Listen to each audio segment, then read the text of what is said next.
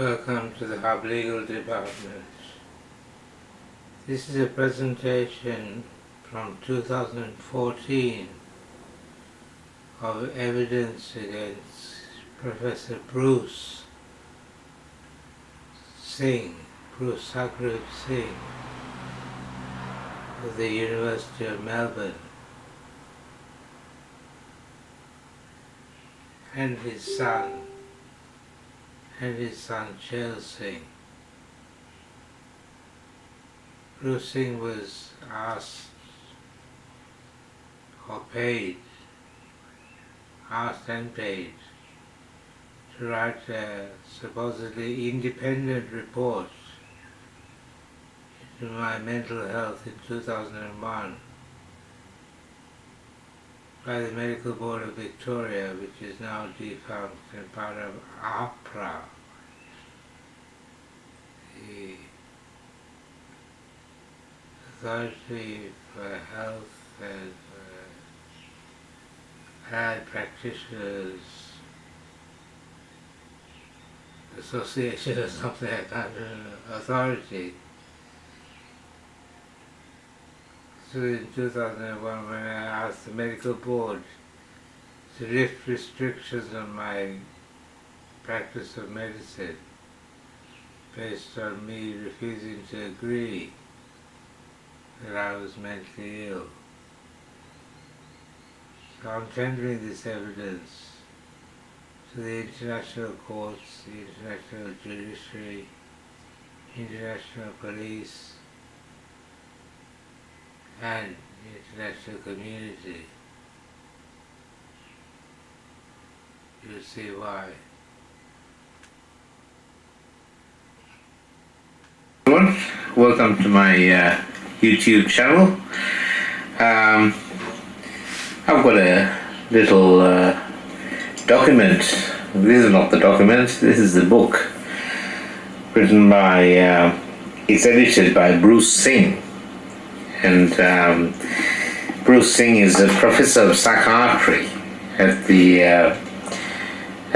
University of Melbourne, and I've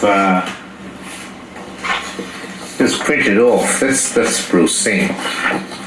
That's a photograph from a few years back, I'd say. He's about 68 years old now. It says that he was born in Sydney in 1946, and he studied medicine at the University of Sydney. Now, I met Professor Bruce Singh when I was asked to attend an interview with him. He was a bigwig. He was the professor of psychiatry at the University of Melbourne. And he was asked to write a report on me to the Medical Board of Victoria. And there's a fine line between psychiatric reports and character assassinations.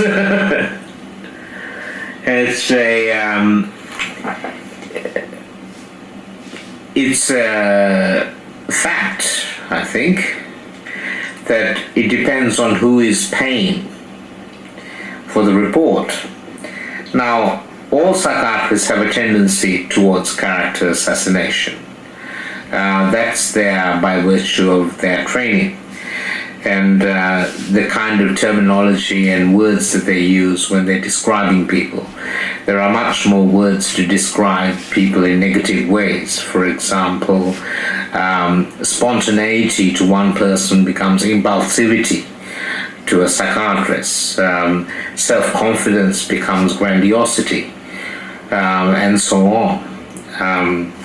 Now, Bruce Singh presides over that system, and he's a bigwig.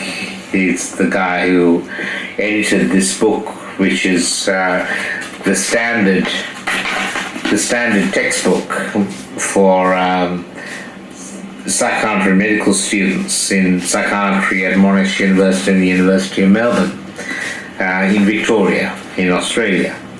And I was also asked to see Graham Burrows, who's one of the other contributors, when I was working in Melbourne. I saw Graham Burrows in 1996 and through to 1998, when the medical board of Victoria asked me to see him. And I ended up reporting Graham Burrows to the police, and that got me into trouble and got me locked up again. But then I was asked to see Bruce Singh by the medical board when I requested for the medical board to remove the conditions that had been placed on me. They had put some conditions on me regarding my practice, that I had to work in a group practice and submit myself to psychiatry opinions every 3 months. And also to see the board-appointed physician, whose name was Robert Hope. Now, the reason all of this has come back to my attention is that in preparation for this mental health review tribunal to try and stop them from injecting me with these infernal injections, I asked my private psychiatrist, Frank New, to send me a report, and he sent me a report. It took a while for him to send it. It's a 5-page report, but he also sent a whole lot of attachments, and these include reports by other psychiatrists, as well as a letter from my mother, and a letter from my father to Frank New. But the most important of these, I suppose, is the report by Professor Bruce Singh, because it's authoritative, because Bruce Singh is an authoritative man.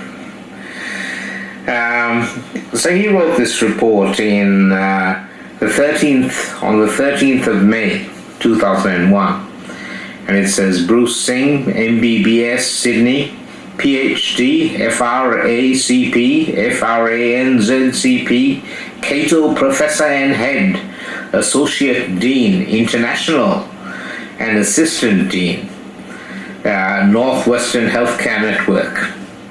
So he was supposed to be giving a report for the medical board, and this is, you would have hoped, supposedly an independent report. But I found that Bruce Singh was a big wig at the Royal Park Hospital, which had locked me up in 1995, and also at the Alfred Hospital, which locked me up in 1999. He was also a bigwig at the NH and MRC. Now that I knew already at the time when I went and saw him. So I was a little bit anxious. I thought he was an important man, and I didn't want to displease him. I was quite candid to him. But I also showed him some diagrams that I had drawn, which were in the appendix of this book that I had just finished in 2001, called Eugenics and Genocide in the Modern World. And the diagrams were at the back.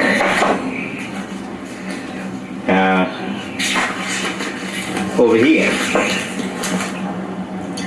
And these diagrams identified one of the big problems with disease creation, being the NH and MRC.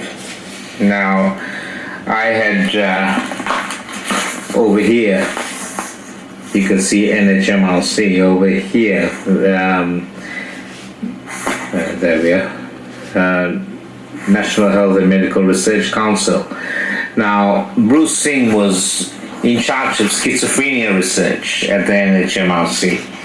And what I was looking at is a combination of disease creation and its relationship with biological and psychological warfare. Now, this got me into no end of trouble, but Bruce Singh reported this, his version, and it's important to, for me anyway, to keep the perspective that this is just the opinion of Bruce Singh regarding me, based on about maybe 2 hours or so that I spent with him. And I went prepared with my books that I had just finished, but I also, this book had been sent to him before by the Medical Board of Victoria. This is The Politics of Schizophrenia. And in it, I'll give you a quick look at the contents.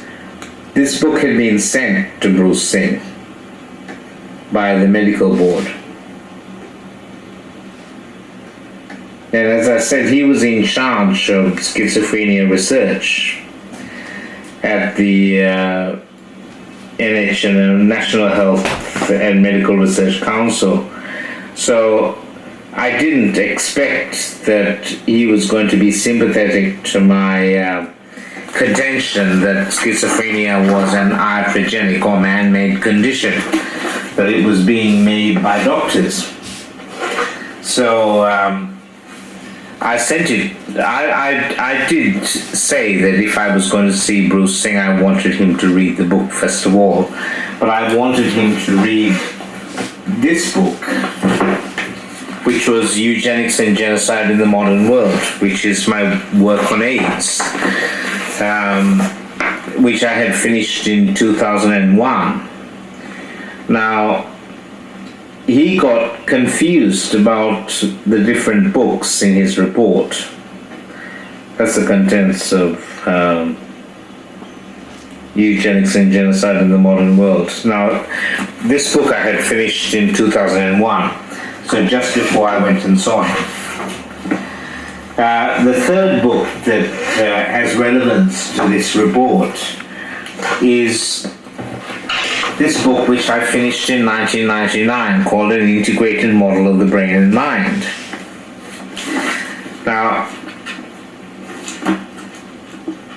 I put this book together hurriedly when I was locked up at the Alfred Hospital in 1999 for coming up with a peace plan for Timor, which opposed Australian troops being sent to Timor.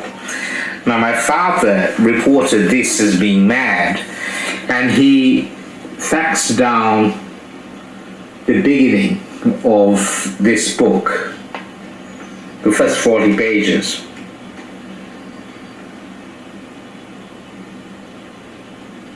But he didn't fax the actual integrated model of the brain and mind, which comprises most of the book. Now, he sent those pages, the first 40 pages of this book, are exposing the role of the McFarlane-Burnett Center, or the Burnett Institute, in my opinion, biological warfare and corruption and disease creation in the third world. Now, I based my diagrams that I had drawn on the annual reports, and reading carefully the annual reports from 1997 to 2001 of the McFarlane-Burnett Center, as it changed from being the McFarlane-Burnett Center to the Burnett Institute, from being the pathology department of the Fairfield Infectious Diseases Hospital. Now, I was quite prepared to debate and discuss the details of my research and investigations with these doctors, which is why I sent them copies of the book. But Bruce Singh didn't really want to discuss the details of what was in my books, I actually asked the board to send him both the Eugenics and Genocide in the Modern World as well as the Politics of Schizophrenia. But it appears from what he has written that they only sent him the Politics of Schizophrenia, but he did know the Eugenics and Genocide in the Modern World as the title of a book. He wrote here in this report, Dr. Chakravarti saw many of his admissions as due to his unsatisfactory relationship with his father, which he claims spread false information about him. For example, he had sent his book Eugenics and Genocide in the Modern World to his father, who had selectively photocopied the first part of it and faxed it to the Alfred Hospital, leaving out, according to Dr. Chakravarti, the much more conventional material in the second half of the book. Consequently, his work had been taken out of context. Now, he's referring to the wrong book. This is not Eugenics and Genocide in the Modern World. This is the integrated model of the brain and mind. And this is what, in fact, my father faxed down. And this was given to me at the Mental Health Review Board in Melbourne because they had made several copies of it, and he had disregarded my copyright and basically faxed the first 40 pages down to the authorities. Now, these first 40 pages looked at stigmatization by mental health, mental illness labels, chemical and biological weapons, madness, violence and warfare, biological warfare, man-made illnesses, McFarlane Burnett Center and AIDS, and a critique of psychiatry. Now, the purpose of this first chapter, which was called Peace and War, was to introduce a health model of the brain and mind, which was not contaminated by too much militarism.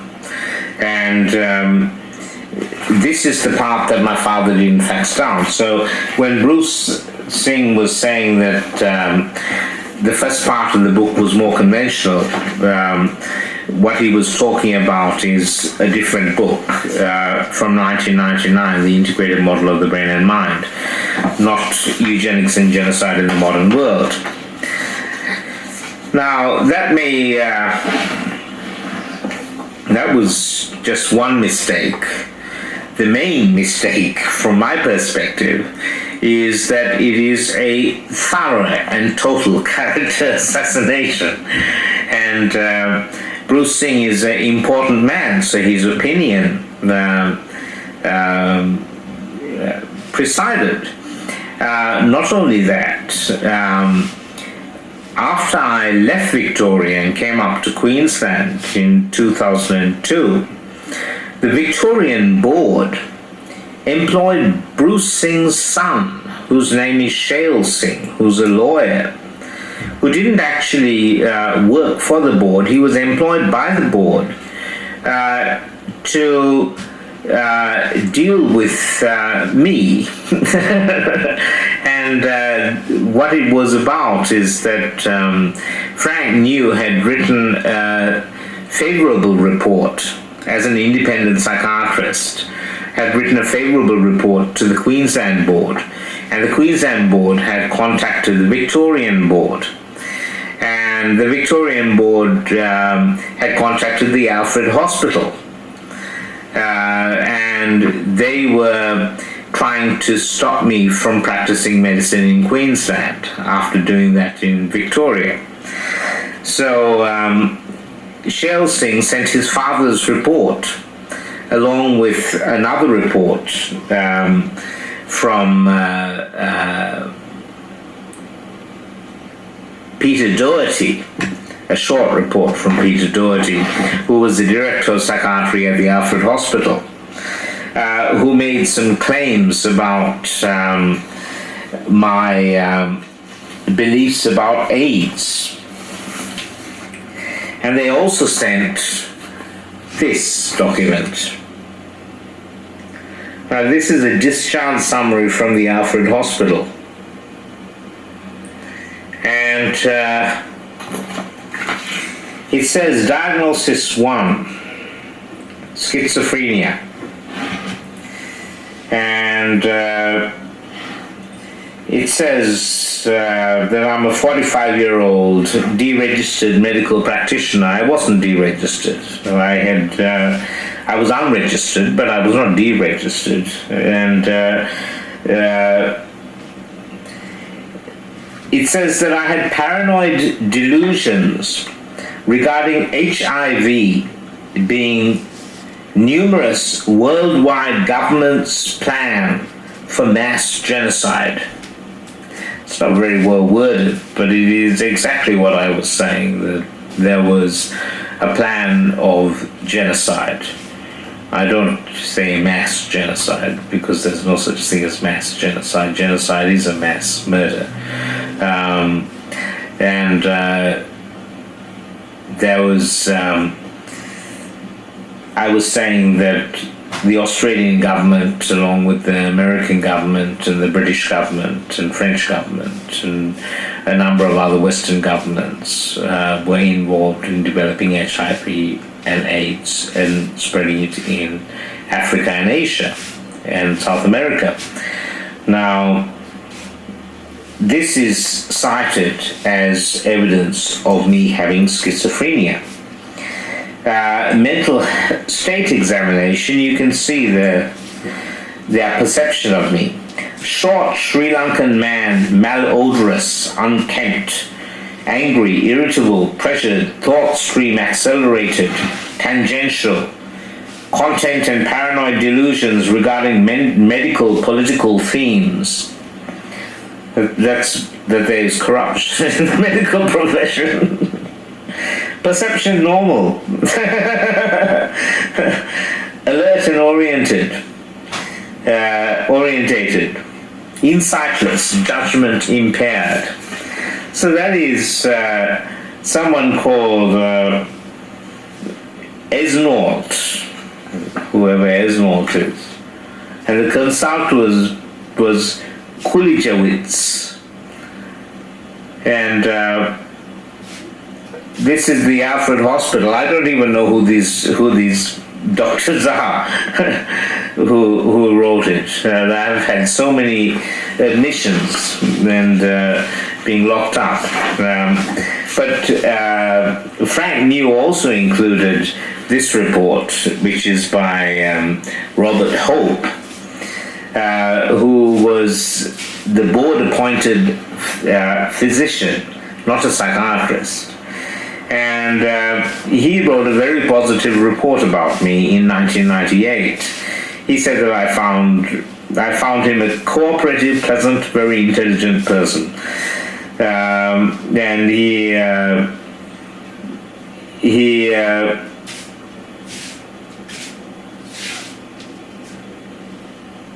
says in this that I examined his notes in relation to his theories on the pineal gland and psychological states. The background material seems well considered, and I found no flaw in the logic, though there are, like all new theories, areas of contention. Review of his publication suggests that he has the capacity to argue logically. Now,